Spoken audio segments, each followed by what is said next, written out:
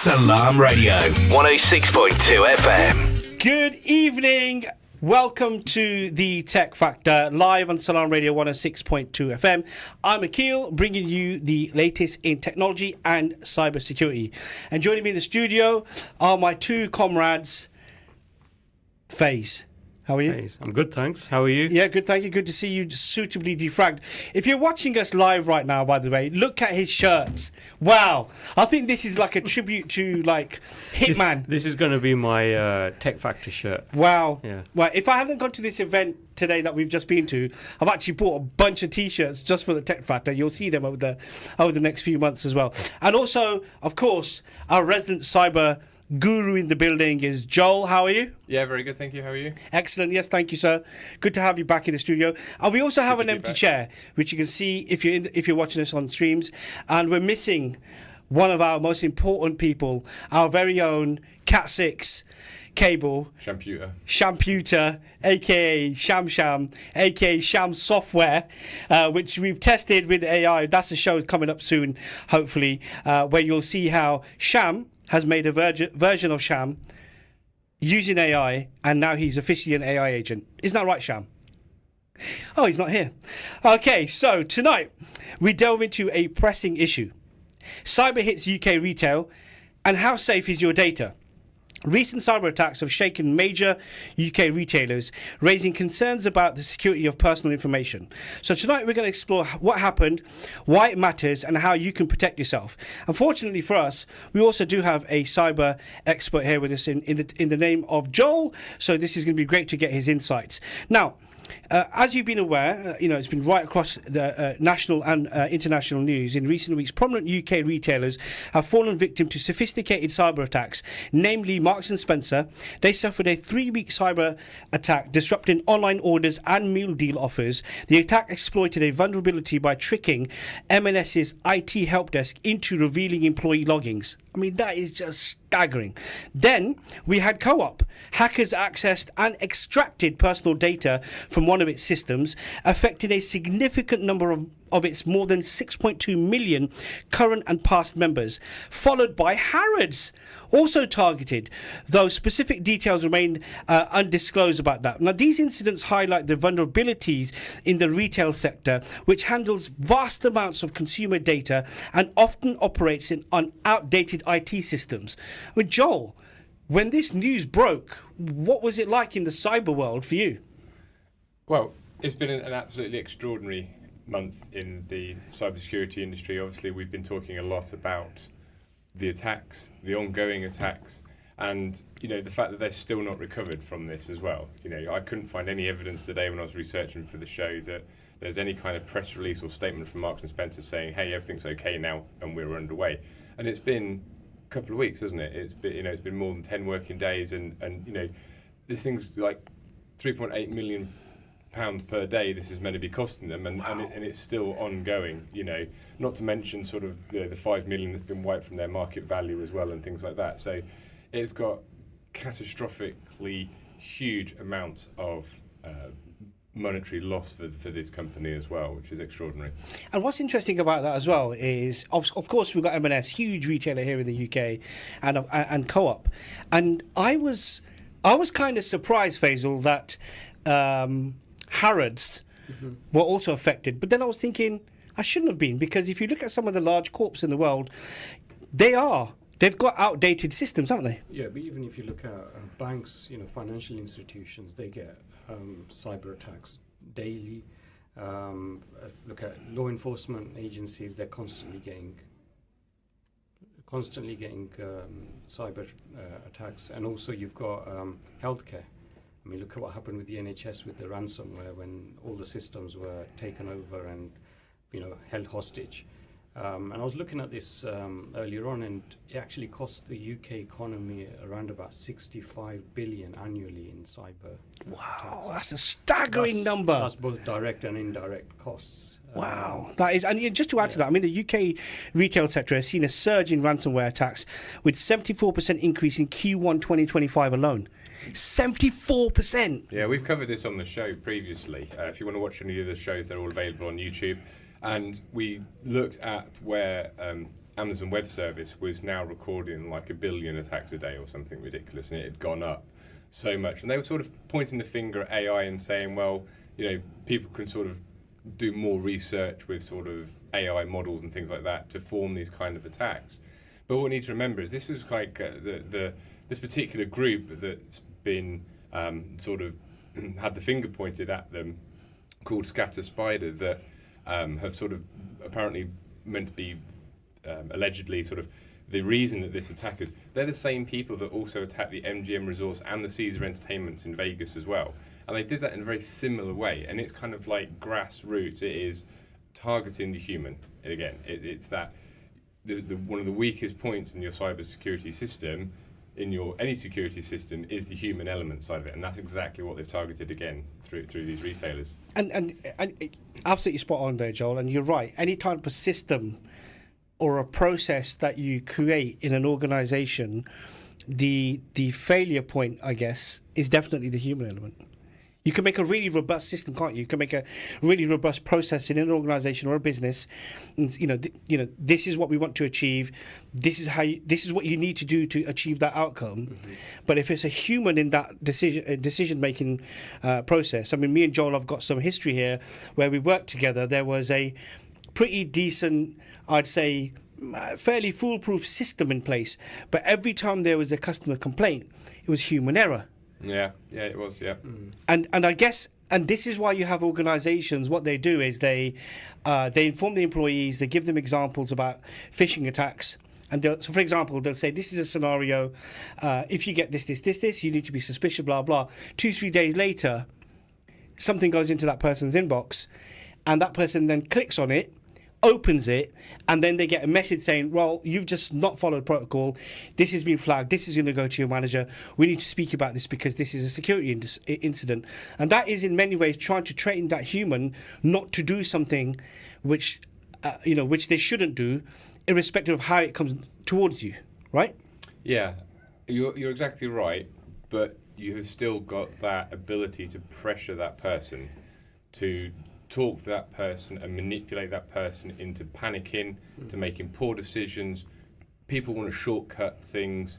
Even I find it frustrating the amount of security steps that I have to go through to log into even sort of what I'd class as sort of like low risk websites, where you're two-factor authenticating this and then you're having to look on this but look on that. So if someone then offers you a shortcut or proposes a problem to you, I feel that you are, as a human being, you naturally want to help. I want to help this person on the phone. Yeah. It says it's from my IT department.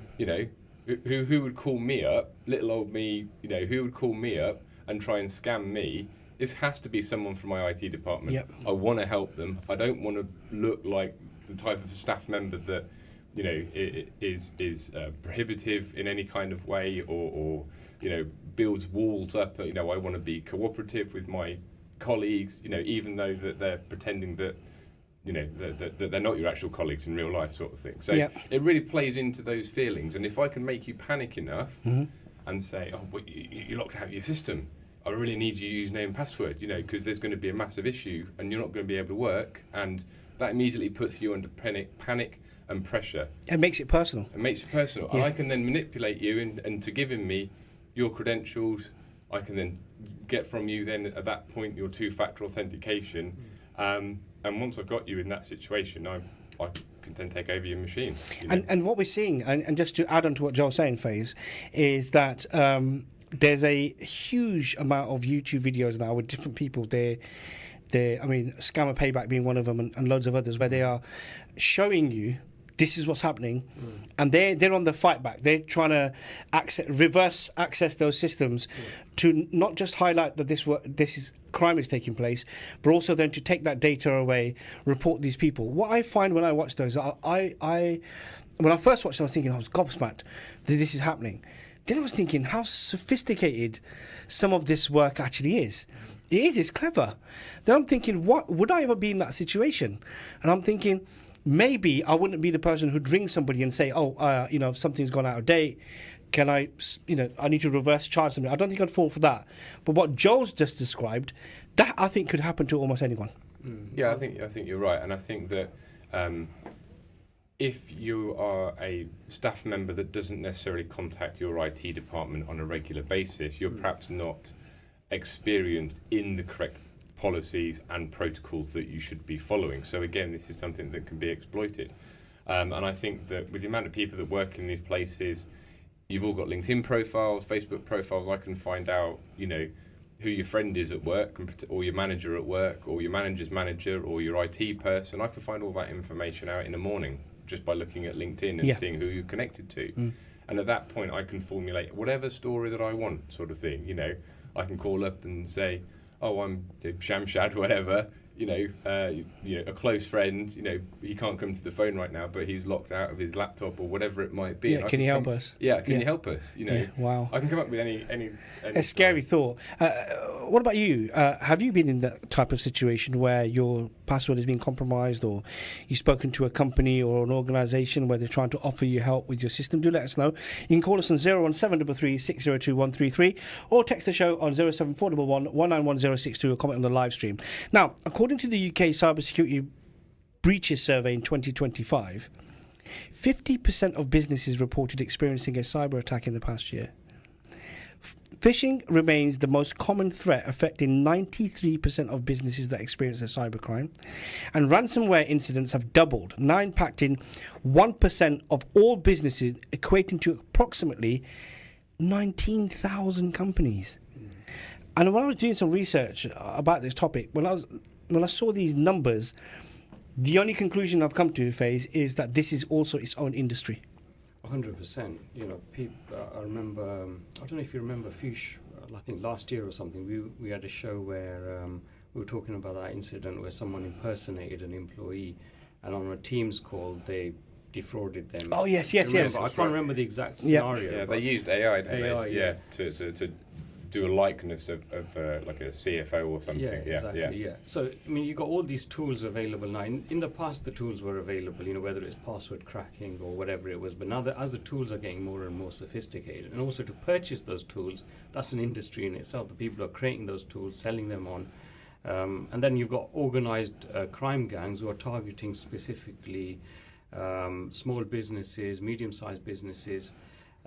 You've got information on companies' house, on company directors. People are giving calls to company directors. I've experienced this at certain times of the year where, when you're doing your tax returns, they're targeting you specifically at that time, sending you emails from HMRC. But then you've got people trying to show you how you can better invest your money or whatever, and they're pretending to be from whatever investment firm. And I actually remember a few years ago nearly falling for this. I don't know if it was a scam or not, but I just thought, hang on a minute. As I'm having this conversation with the person, I think I'm just giving too much information. And I just cut the call short. I thought, rather than going so far with it, I'm going to leave it and I'll go back. If I need to look into this myself, I'll go on their website, I'll ring them up and I'll do it properly. And that's the best way. Yeah, if you do get suspicious, just hang up. Find the number yourself from a reputable source that you trust, rather than keep on talking to someone that's maybe reached out to you or contacted you. Yeah, you're absolutely right. It's just that gut feeling. I thought something doesn't seem right here. Oh, so let me flip on you. So if somebody rings you and they say, "Oh, hi Joel, I'm calling from PGM Motors about this blah blah blah. Can you confirm your name, address, and date of birth?" Do you naturally just give it? Well, it's difficult, isn't it? Because again, your human nature is to want to. You want to help that person. Yeah. We're all about helping other people and stuff like that. And I think that it is very easy to do that. I think that with the bank scams now, don't the banks always say we'll never phone you? Yeah. Yeah, don't they? So they've kind of like completely changed their internal policies. So if you do have a call now from someone pretending to be from your bank, you know that it's going to be pretty sus. Well, you should know, yeah. Lots of people don't. Yeah, Lots of people still fall for that. It comes up in the news every so often. Yeah. That X person has spent, has lost thousands of pounds, due to scammers and life savings and all that kind of stuff. So, yeah. The reason why I ask you this question is because I've had to train myself. If you ring me and you say, "Hi, Akil, I'm calling you about X, Y, Z, etc., etc., I've had to train myself to then say, "Okay, so can you prove to me who you are?" And what I've found is that person is immediately on the back foot and they're surprised that I've said that to them. Oh, okay. So, and then just recently, I think a day or so ago, somebody called me and I said, okay, can you prove to me who you are? And he said, what do you want to know? So I said, the reason why you're calling me, give me some details about that reason. It was quite a specific thing, and you would have to know about that. Then I would know you're genuine. And he gave me everything I needed. I went, okay, and you've passed. And then I've carried on in the call. But I've had to go through this process. I'm like, you're ringing me, you're telling me all this stuff, but how do I know what you're saying is true? And like you both said, I'm giving you my date of birth, my full address, etc., etc., etc. And then, I mean, the only thing I'm not giving you is the 3 digits on the back of my card. Yeah. It's scary. Yeah. Now, the question, Faze, as a business owner, do you find, I mean, because this is easy for Joel because he's dealing with it all the time, but other fellow businesses, do you find in the industry of businesses in general that people don't have enough resilience or processes or technologies in place generally? Yeah, I think majority of small businesses don't. I mean, the sector that I'm in, the clients, they require us to have certain type of level of security. We have annual cyber essentials, compliance checks and all those type of things, and that keeps us, everything updated. I mean, sometimes I remember years ago I had an iPhone and it just gone out of date of updates, and I didn't realize that. And the company that were doing the cybersecurity checks, they flagged it up saying, right, you need to get rid of that device. You can't use it no longer for emails and so on. And had I not have had that check, maybe I would have carried on using it. Possibly I could have had an attack on the phone because I've got all my online banking and everything on there. But then the other side of it, like you mentioned before, is a training of staff as well, regularly training them. Again, it can't just be tick box type training. They've got to be aware of, keep them aware of, all the recent developments in cybersecurity, but also the attacks and things like that are going on and how it could potentially affect the organization. And I think as small, medium businesses, we don't have that, we don't give it enough time and enough budget as well. When I say budget, I'm talking maybe it costs maybe £3,000-4,000 a year to, to do a decent level of compliance. Do you think it's because it just isn't urgent? Because it's like an insurance policy. You take it out, you never expect to use it, or you don't take it out, think, wow, nothing's going to happen to us, and all of a sudden the village has been flooded, and no one's paying anything out for your house. It's a perfect example of that would be, those Hollywood fires. There's one fella there, didn't have any insurance, like a £20 million house or whatever, it was all up in flames. You've got no recourse. Right, so I think it's an interesting time. I think with the development, it's too easy to. I find there will be evidence that AI is involved, but it's also too easy to. It's just AI. Again, that means you're still not investing in your own business. You're still not investing in your own security. Why are you not taking that step to understand where did this come from? What do they want? Of course, ransomware. Having experienced ransomware in an organisation as well, where they've just literally. They didn't technically steal the data. What they did is they froze the data. They froze access to the organisation to. Held it hostage, yeah, basically. they held it hostage, and then they wanted money, and that was an experience. That was a big experience. What I learned from that was the organisation that I was in was not prepared for it, and now when you see this happening right across the sector, and then like Joel was saying, they're losing like 40 million quid a day, whatever it is. And then you have the National Crime Organisation office, etc., talking about emphasising security and so on. They're going to say that. But I think Faze makes a good point, Joel, which is, I think budget is a key thing. If you're running an organisation and your margins are tight, and then Joel walks in, cyber guy, and he says, you need to spend £10,000, and they haven't got it, they're going to think, I think we'll take a risk. But now this shows you could literally go out of business. Yeah, it's like which business wouldn't have an alarm on their property or wouldn't have some sort of security? Before insurance, you put some sort of security or fence or whatever around it. And same with your internet connected equipment. You're going to put some sort of security, whether you're going to outsource that security or you're going to have someone in-house doing it. Most small businesses couldn't afford a security department internally. So best way is just in the same way you outsource your IT department, you outsource the security maybe to a separate company. Okay, then taking that on, what kind of ways, Joel, can consumers protect themselves? Of course, the obvious one is using a strong, unique password. But what else? So I think that in actual fact, someone that we know very well, you always used to say, everything's fine until it isn't. Yeah. Yeah. And this is true, Yeah. because there are lots of people that think, oh, it will never happen to us. I mean, maybe M&S, you know, and the other people affected by this were one of them, you know, because they're household names, they're trusted brand, they're, you know, oh, well, who's going to come after us kind of thing, you know. I mean, I'm just speculating. We're just a retailer. We're just a retailer.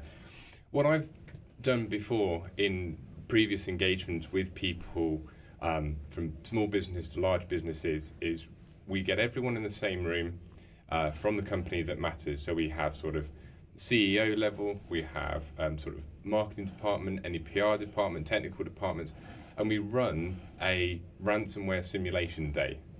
And we put their policies and procedures to the test. And we sit there and say, right, it's 9 o'clock, everyone's logging in, but all of a sudden, IT departments start getting phone calls that certain people can't log in. What do you do? You know, and then slowly but surely, as you sit there with them during the day, you escalate higher and higher and higher, and then you say, okay, now you know, a few hours in, you're sort of saying, okay, now you're getting calls from the general public saying that they're experiencing problems. You know, how's marketing dealing with it? How's your PR dealing with it? What messages are you putting out on social media? How are you dealing with, you know, the larger press? You know, how now you've got the BBC phoning up, you've got ITV phoning you up because you are a major retailer, and all of a sudden people aren't getting their shopping, they can't use your system. You know, and you escalate it higher and higher and higher, and with all the important people in the room, they all of a sudden start thinking, yeah, we're not prepared for this. This is a very real scenario that could happen to us. Wow. And I'd encourage that more companies sort of get their important people in a room and just say, okay, if they need help, obviously they can come to someone like myself or the company that I work for, and we can assist them and go through this escalation process and put their policy to the test and say, what are you going to do now? And this has now happened. And now people can't log in, and now la la la and da da. You know, what's going to keep on just escalate it and just see at what point do their communication breaks down in the room, when their policies break down, what policies they should have in place that they haven't got in place. And that's a good starting point, because that gets all your head of departments and all your head of your business all thinking on the same page, and it really brings it to life of how true these kind of attacks can be and how much damage they can do reputationally and you know and financially as well, sort of thing. From there, what you can then do is then you can start to disseminate that knowledge into your staff. And there's a couple of ways you can do that. You either do that through your normal sort of training route, if you've got a training department or training personnel within your business. It might be the IT department that disseminates that information throughout your organisation and lets, like, you know, the people at the coal face, so to speak, be aware of these kind of attacks and the kind of things and kind of ways that I use to get into businesses and things like that. You can then also as well, again, everything costs money, but again, you could go for a product, other products are available, but the one that I know very well is called Know Before. And again, this is like a phishing simulator which has got built-in training with it. So every now and again, I have to sit through a 2 or 3 minute video that talks about, you know, the insecurities around mobile devices, the insecurity around taking phone calls that you don't know who they're from, and all these kind of things. And it's just regular training that's just sort of drip fed into your workforce. So yeah, I mean, it all costs money. Sometimes, you know, just a meeting a month about cybersecurity between all your top people, maybe that doesn't cost anything, but it still keeps everyone on the same page. And review your policies and review your training really around your staff is two low-level things that can happen without having huge investment. So that's great advice there. Thank you, Joel. I think just to add to that, then, from a consumer perspective, you've got two-factor authentication. Being vigilant, just taking on what Joel said, being vigilant about phishing taking place, monitoring your accounts. I think that's a big one. Having password managers as well. Having password managers, and something Faye said earlier as well, Joel, which was staying informed. I think that's not stressed enough. Yes, have a process. Yes, have training and so on, but you can't plead ignorance. No, and I don't think you can also lean too much into that technology. Yes, we have got password managers. Yes, we have got two-factor authentication. We have got, sophisticated firewalls, we've got VPNs, we've got all of these things, all these technical things put in place, and they are now sort of more robust than ever before. But as we said at the top of the show, that weakness is still the person on the end of the telephone or answering their phishing email or whatever it might be.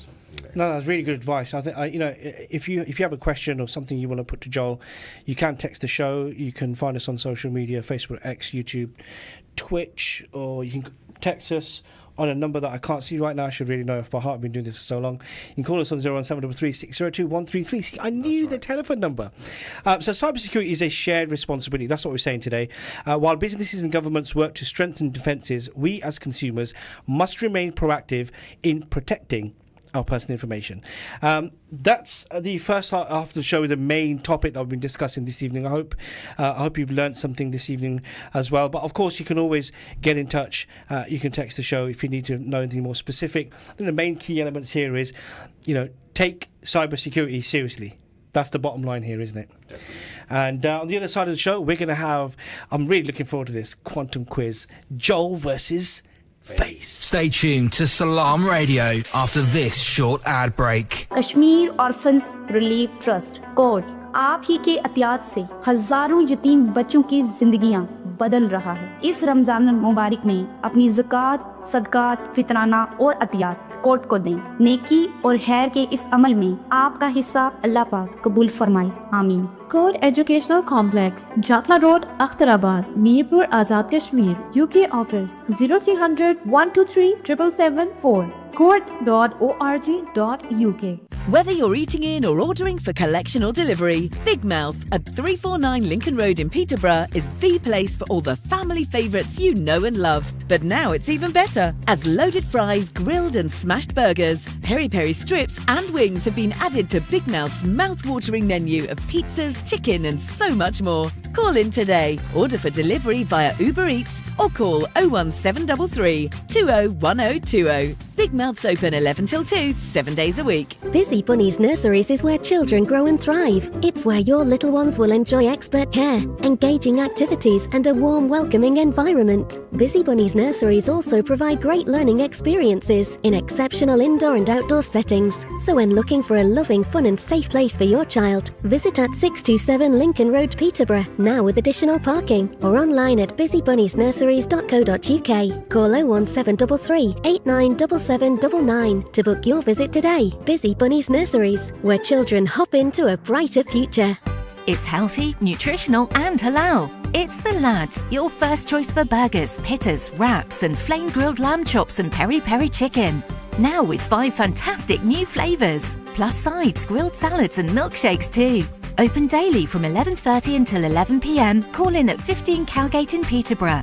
Order for collection online at thelads.co.uk or by calling Peterborough 562287 or place your Lads delivery order at ubereats.co.uk. Moving house? Feeling overwhelmed? Boxes everywhere?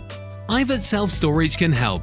Our secure, clean and modern facility, Peterborough's preferred choice, gives you the extra space you need with 24/7 security and easy access. So instead of tripping over boxes, store them with us and breathe easy. Visit Ivat, spelt IVATT, selfstorage.co.uk today. Because moving is hard enough.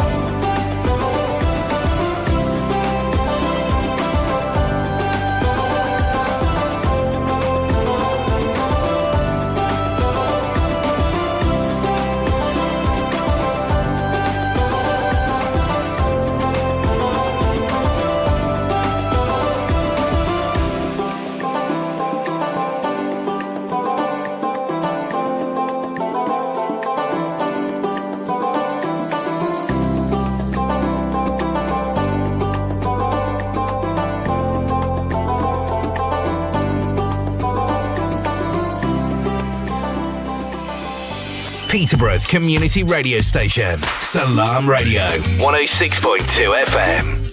Welcome back to the Tech Factor. That's right, we're back in the studio. We did have a hiatus for many different reasons, but we are really happy to be back in the studio. And you would have noticed as well, we don't have Sham, also known as an AI agent, but Joel and Faze are in the building. And just before the break, we've been discussing the cyber attacks on retail in the UK and how you can also protect yourself, whether you're running your own company or whether you work for a company as well. So if you missed that, as ever, just flip back on the socials and you will see that. Now, for the second half of the show, we will have cool, funny and future tech stories of the week. Or actually, in this occasion, because we've not been here, probably of the year so far. And then followed by the one and only Quantum Quiz. Quantum quiz. Da-da-da. Quantum quiz. We did say when we launched this that we were going to get some sort of jingle. That hasn't materialised at the moment. So if anybody's out there and they want to create for us. Why don't you record that and we'll stick it through AI? Oh, you see? Yeah, I like this. Talking about, I mean, I should ask you both. Did you guys do that whole AI image generator thing where you got the model and the whatnot? Did you guys do that? I don't know what you're on about. Did you not see all these celebrities, all these people were sharing this image of themselves? Yeah, that toy thing. Yeah. Did you do that? No. Don't do that. Okay. Yeah, I'm just saying don't do that. You're just feeding anyway. Because there's a lot of celebrities that have come out this week who've said they regret putting their faces and certain other things through AI. Because at the end of the day, all of this data has been banked somewhere. It's either with Sam or with Elon. Wasting all that energy on creating a stupid image. Wow. Do you know what I mean? We need to do one. I've been wearing that shirt. Yeah, absolutely. And it's a fabulous shirt. I won't lie to you. You know when he first took his jacket off, I'm digressing a little bit. I actually thought there were gun holsters on the side. Have you not seen them? I love that. Brilliant. You not see them? Oh my God, no. Fantastic. What a moment. I love it. I absolutely love it. Okay, so seeing as you're the gun guy and me and Joel are scared of you, you can go first. Oh, now you've put me on the spot. I have. Okay. What have I got? I'll go with the boring one first then. It's a switch off of 3G and 2G networks. So if you've got an old phone, basically, you need to start thinking about upgrading that. And we might ask ourselves, why do they want to switch this off? I don't know if you remember, they were talking about switching off FM as well a few years ago to make space for new frequencies, more bandwidth, new technology. So they're looking at bringing out 6G eventually, and obviously that will require more space. And that one of the things, last couple of networks now, they're completely switching off 3G, but 2G will stay for a bit. That's interesting. Yeah. I remember when 3G first came out, we were all raving about this speed and, and you're right, it's every iteration of network speed has been pretty phenomenal, to be fair. It has, but it untied you from your desk. Yes. Or you could be out somewhere in the open wide world and still have the internet. This is true. That was a novelty. Yeah, exactly. And I'll give you an example phase of this. We used to work in a tin can, okay? And inside the tin can, barely any reception. But when we'd go into the car park, we would get the speed in the hundreds. You're thinking, how is this possible? Yeah. And it was this, wasn't it? It was crazy. I remember, and then when 4G came out, I was completely blown away, and I wasn't ready for 5G. And obviously, Peterborough didn't get 5G straight away. So, I think I must have been in London or somewhere when I first saw 5G come up on my phone. Yeah. Oh, let me check this out. I'm like, oh, okay, this is fast. This is fast, right? And now, I mean, you do get it in Peterborough now. You do? Yeah, you do get in Peterborough now. So, some parts. I guess all the parts that you go to, all the saloons that you go into, yeah? Okay, that's good. Are we sad to see it go? I don't think it makes any difference to me, but I think it's anyone who's got an old device, there's people out there that buy a new phone. They need to buy a new phone. I guess that will also affect old cars that had some sort of 2G, 3G connectivity. That will be affected as well, won't it? Yeah, they will be. Okay. Plus, the other thing I was thinking about this is I remember when we went from 3G to 4G, I always found 3G was more reliable for some reason. Okay. Although it's slower, It was more reliable. What, Can't say I've network, noticed. network man, what's your thoughts of this? I can't say I've noticed that. I live out in the sticks, so mobile signal's just a bit flaky anyway. So, but I don't think I've noticed a difference between 3 or 4. I don't think I'd notice if it had turned it off, to be honest. Okay. I think did you say they're keeping 2G though? Yeah. There's So there must be a reason for that, which I'm not aware of at the moment. Must be some. What do you think? Is it redundancy or something? Or? There must be some technology or must be a lot some of tech devices yeah. or something that still use it. 'Cause you did say they also tried many years ago. They did try to turn off FM, and there was a massive uproar about not doing it. Yeah. Otherwise, FM would have gone by now. But Exactly, yeah. so are they looking at that again? Or I've not heard of anything. I mean, this was probably going back 10 years ago. They were talking about switching it off, and then I remember again this radio station. Then they were talking about it a couple of years later, which was about probably 2018. I think they brought it up again. I've not heard anything since. I wonder if the 2G thing's got. Yeah, there must be some sort of tech that's sort of super reliant on it. Maybe it's something important. Maybe it's military. Maybe it's forces right. or something. Yeah. Maybe it's sham. That's why he's not here. Maybe. Yeah. Okay, what have you got?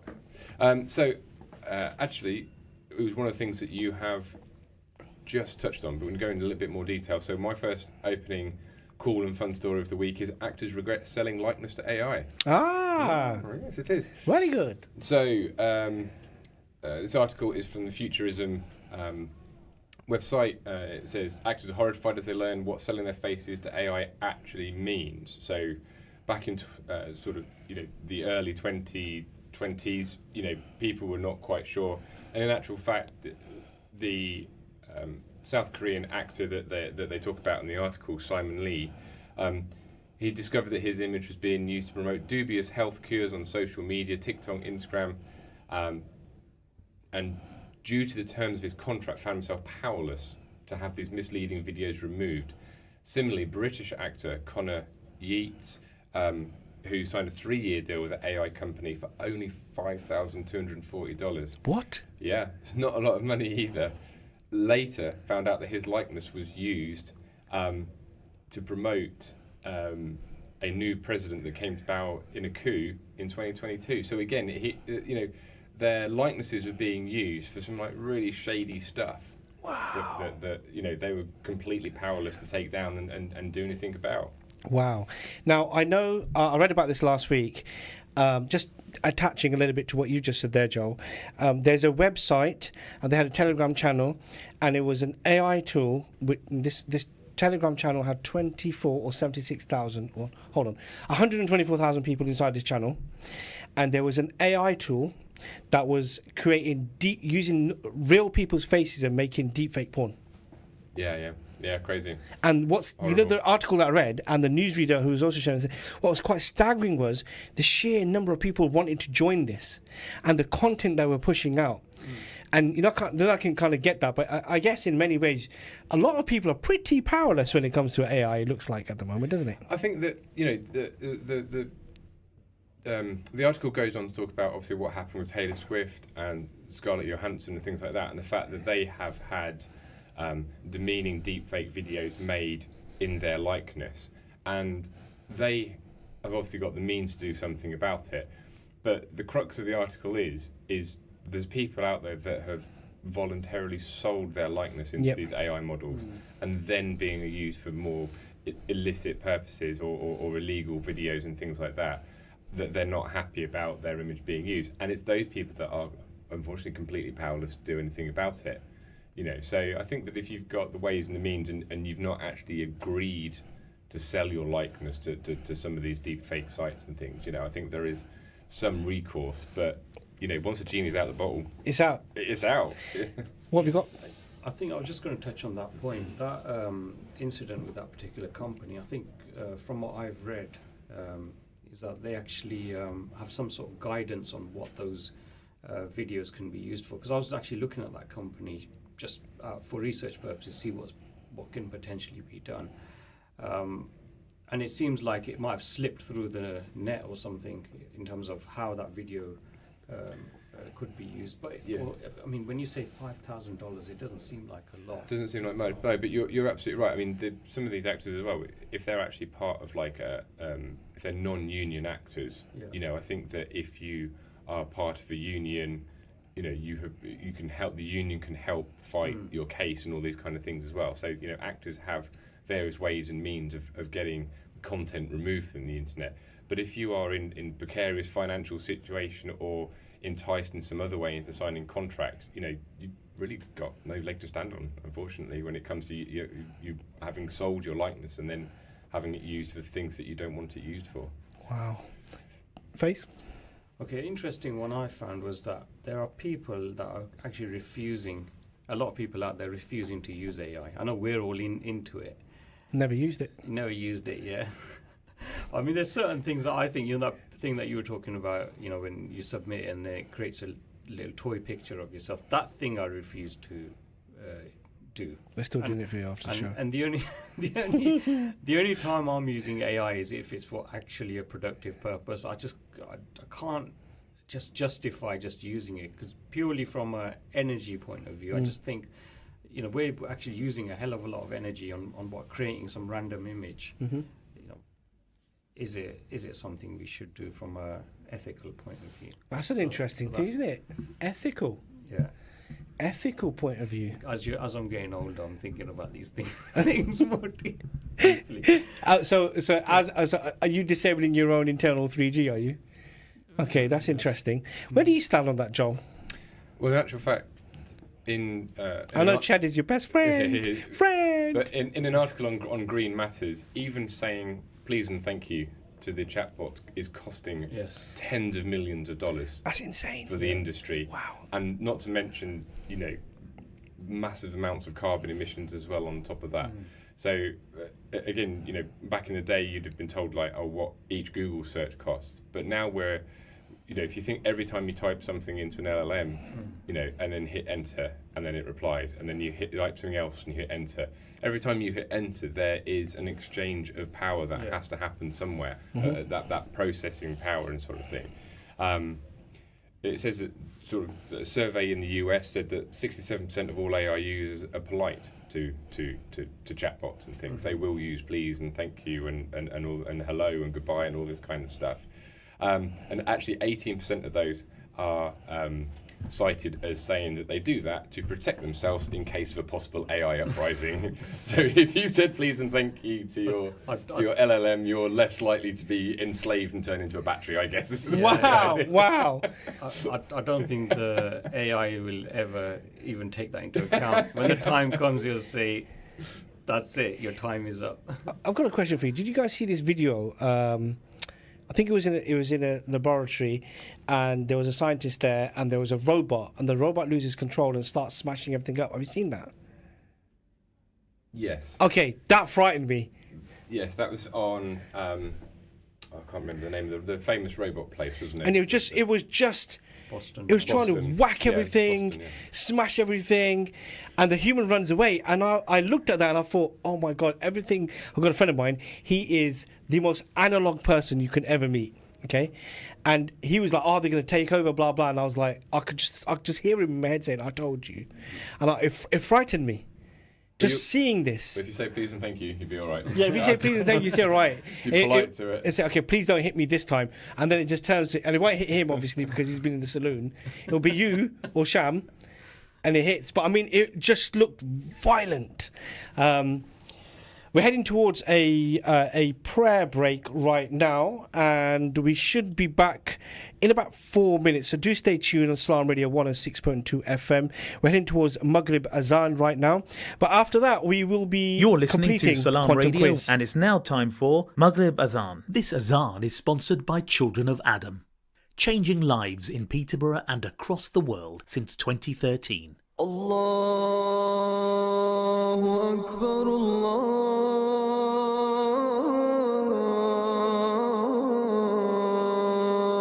Akbar, Allahu Akbar, Allahu Akbar.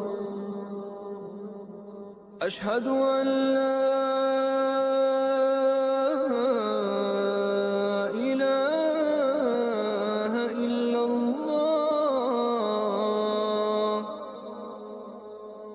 أشهد أن لا إله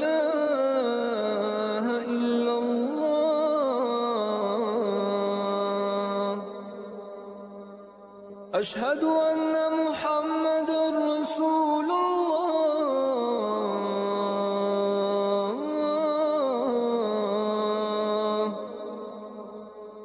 أشهد أن محمد رسول الله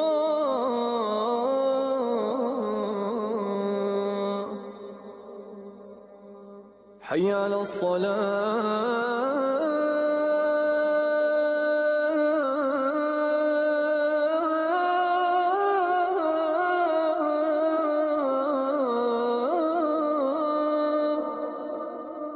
حي على الصلاة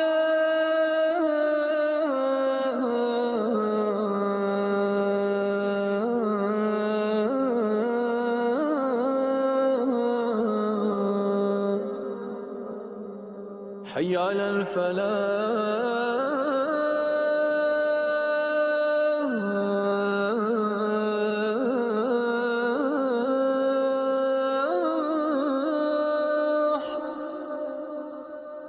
حي على الفلاح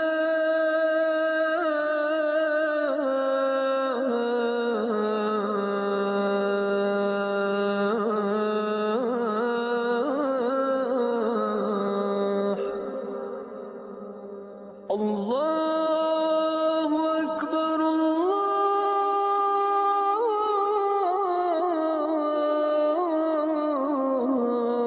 أكبر لا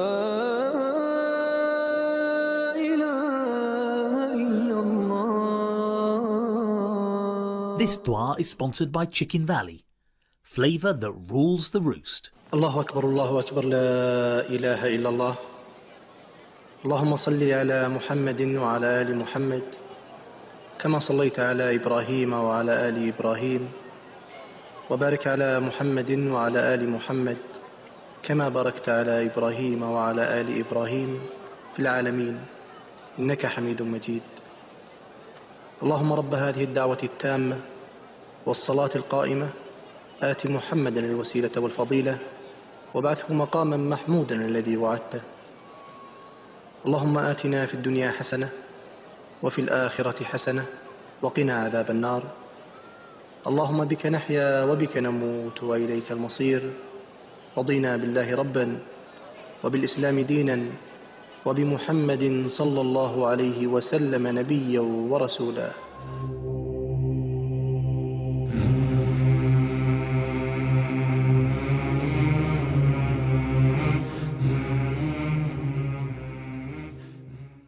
Welcome back to the Tech Factor. If you just joined us, we've been discussing cyber attacks in the UK retail sector affected the most. I'm losing my train of thought there for a moment.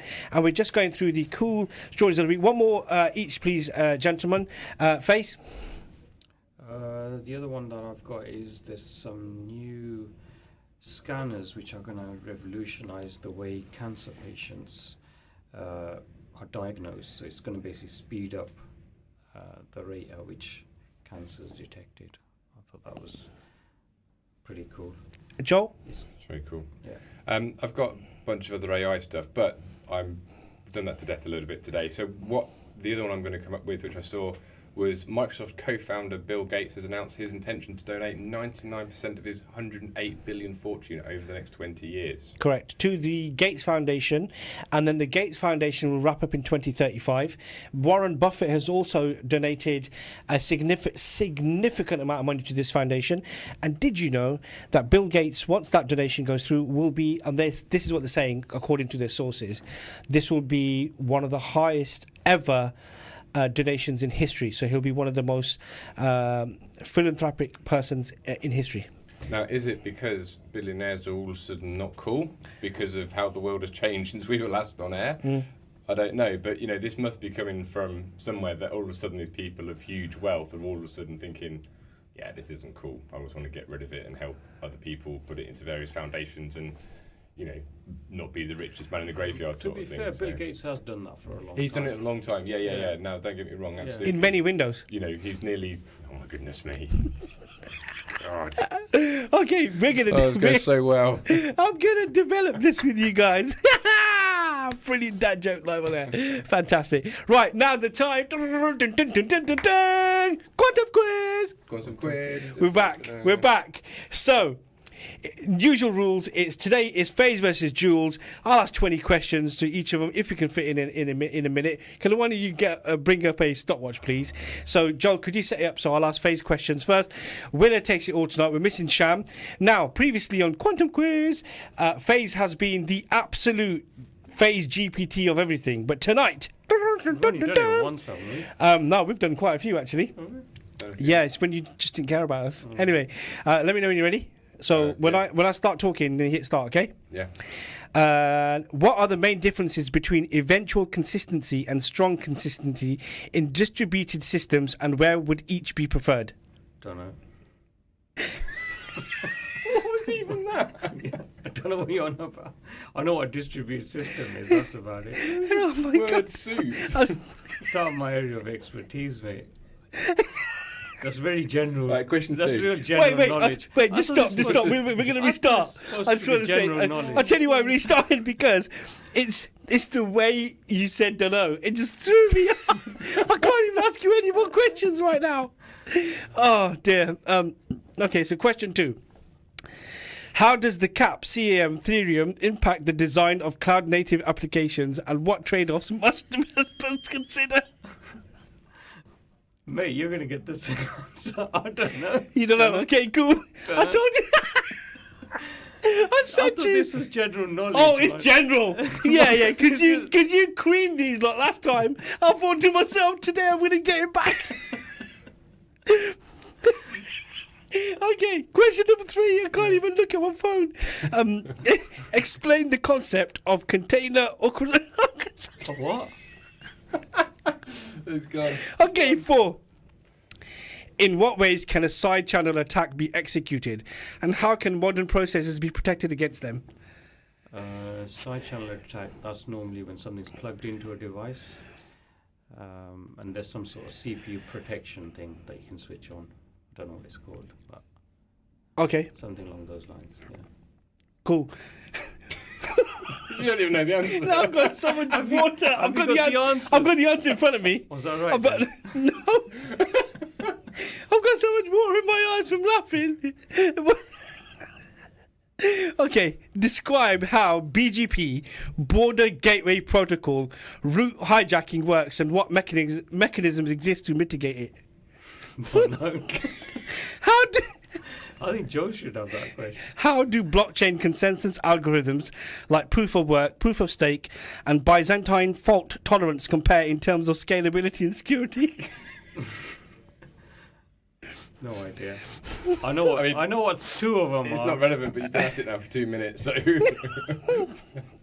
Oh my God, I'm crying. Well into it. I've got so much water, right? So, are we done? Yeah, I think we're done. Okay, cool. So, that was 0. Okay, thank you. Okay, you I had to 4 questions. You owe me £5. His one question took 2 minutes. Yeah. All right. Now, time for Joel's questions. Really hard questions. Do some more. Can you put your timer on, please, Faze? We've got 2 minutes to go. Oh my God, my eyes are gone. This is so funny. So don't worry, yours are going to be just as hard. Ready? Okay. What is the purpose of an IP address, and how is it structured? How is it structured? IP address, unique identifier of device. On Yeah, the correct. Yeah. What is the difference between RAM and RGM? Oh, sorry, RAM and ROM. RAM, random access memory, isn't it? And ROM is it doesn't clear down after powering the machine off. I'm sure that's right. What are the main functions of an operating Easy system? questions. He's giving me the hard one. What are the main functions of an operating system? Running software. Perfect. Playing Brilliant. games, playing solitaire. You did really well, you are. What does DNS stand for, and what is its role for networking? Dynamic name service. Yes, Domain perfect. name service. He's wrong.